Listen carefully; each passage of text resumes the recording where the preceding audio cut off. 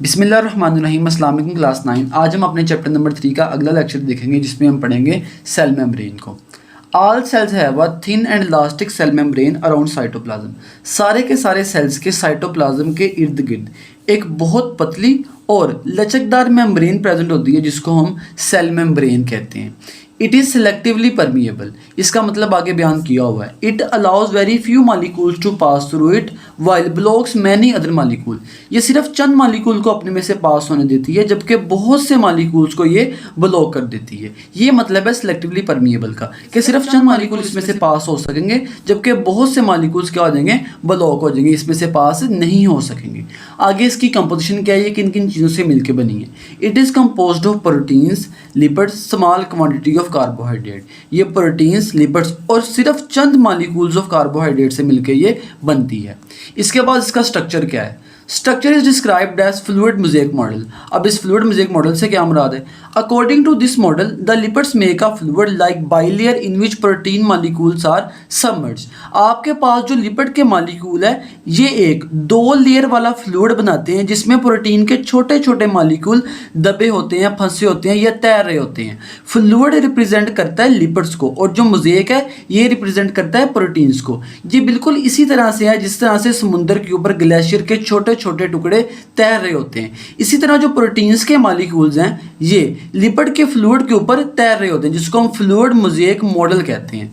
The lipids and proteins can move laterally. Laterally का मतलब होता है एक जानिब से दूसरी जानिब मूव करना। तो जो लिपिड्स और प्रोटीन्स के मालिकूल हैं ये एक जानिब से दूसरी जानिब की तरफ मूव कर सकते हैं। Due to this movements the pattern और mosaic of lipids and proteins constantly changes.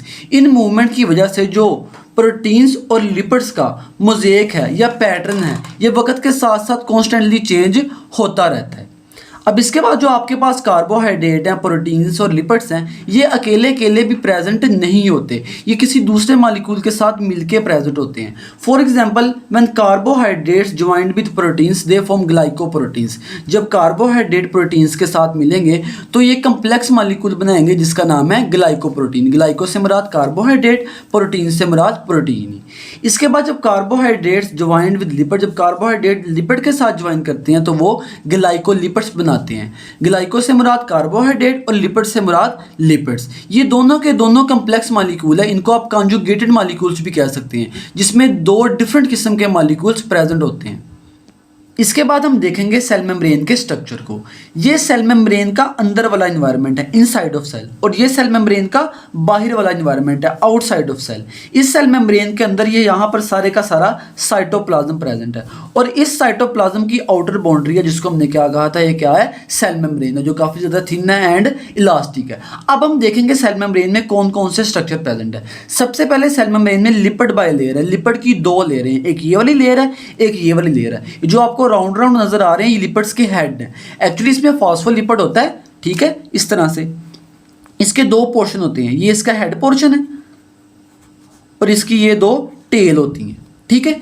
इसके बाद हमारे पास सेल मेम्ब्रेन में प्रोटीन्स भी प्रेजेंट है। ये प्रोटीन है और ये भी प्रोटीन है। ये प्रोटीन कैरियर का काम करती है, यहाँ से बहुत सारे मॉलिक्यूल्स गुजरते भी हैं।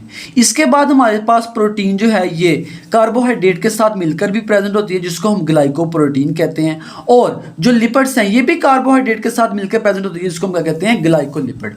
अब इन लिपिड बाय लेयर के अलावा भी सेल मेम्ब्रेन में एक और लिपिड प्रेजेंट होता है जिसको हम कहते हैं कोलेस्ट्रॉल। ये सेल मेम्ब्रेन की बिल्कुल अंदर वाली साइड पर प्रेजेंट होता है। कोलेस्ट्रॉल का काम जो होता है वो सेल मेम्ब्रेन को स्टेबिलिटी प्रोवाइड करना होता है। इसके बाद हमारे पास bounded organelles in eukaryotic cell. अब यूकैरियोटिक सेल क्या है, वो सेल जिसके पास प्रॉपर न्यूक्लियस होता है, जिसके डीएनए के अराउंड एक प्रॉपर मेम्ब्रेन होती है, उसको हम यूकैरियोटिक सेल कहते हैं।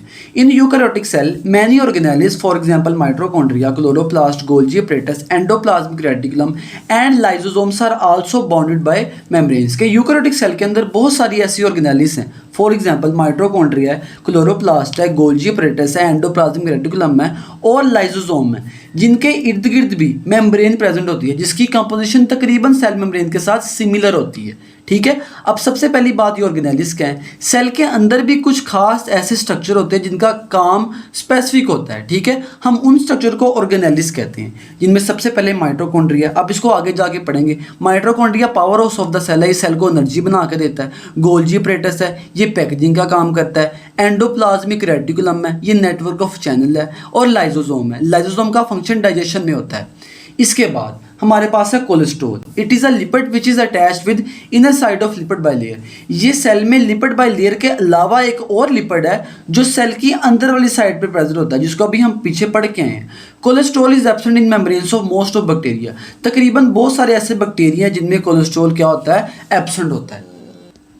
अब इसके बाद हमारे पास cytoplasm. It is a jelly like substance that fills inside of a cell.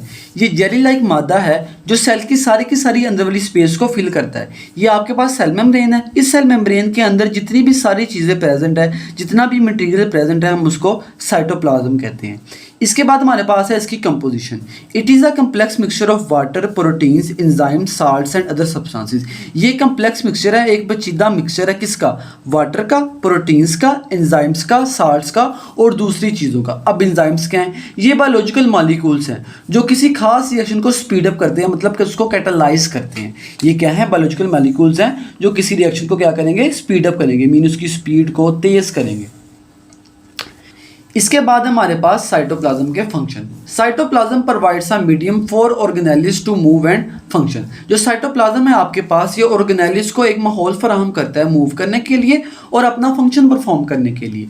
It also helps in transports of material throughout the cell. ये सारे के सारे सेल में चीज़ों की ट्रांसपोर्टेशन का काम भी करता है, चीज़ों को एक जगह से दूसरी जगह मुंतकिल करने का भी काम करता है। It act as a site for various metabolic process. ये एक ऐसी जगह है, ऐसी साइट है जहाँ पर बहुत सारे मेटाबॉलिक प्रोसेस होते हैं। For example glycolysis. ग्लाइकोलाइसिस क्या होता है, break down of glucose molecule. जो आपके पास ग्लूकोज का मॉलिक्यूल है C6H12O6, इसको तोड़ना, इसकी लाइसिस करना, इसको हम ग्लाइकोलाइसिस कहते हैं। लाइसिस का मतलब होता है ब्रेक करना, ग्लाइको का मतलब होता है ग्लूकोज। तो glycolysis break down of glucose. इसके बाद it also stores food and wastage of cell. ये सेल के खाने को और उसके जो वेस्टेज हैं उनको भी स्टोर करता है। अब इसके बाद हमारे पास cytosol. Cytosol is the liquid part of cytoplasm that includes molecules and small particles. Cytosol जो है ये साइटोप्लाज्म का लिक्विड पार्ट है, माया की हालत में जो मौजूद है वो वाला पार्ट है, जिसके अंदर मॉलिक्यूल्स भी आते हैं और स्मॉल पार्टिकल्स भी आते हैं, सच एस राइबोसोम। अब राइबोसोम्स क्या हैं, ये प्रोटीन्स की फैक्ट्री हैं। ये क्या है, प्रोटीन्स की फैक्ट्री है। यहाँ पर सारी की सारी प्रोटीन्स बनती है, प्रोटीन्स फैक्ट्री। अब साइटोसोल के अंदर मॉलिक्यूल्स भी आते हैं, स्मॉल पार्टिकल्स भी आते हैं, जिस तरह से क्या है, राइबोसोम है। लेकिन but not membrane bounded organelles. लेकिन इसमें मेम्ब्रेन बाउंडेड ऑर्गेनेलिस जो भी हम पीछे पढ़ के हैं, माइटोकॉन्ड्रिया, क्लोरोप्लास्ट है, गोल्जी अपरेटस है, वो इसमें इंक्लूडेड नहीं है। तो ये था हमारा आज का लेक्चर। उम्मीद करता हूँ आप लोगों को समझ आई होगी। हम मिलते हैं अगले लेक्चर में। अल्लाह हाफिज़।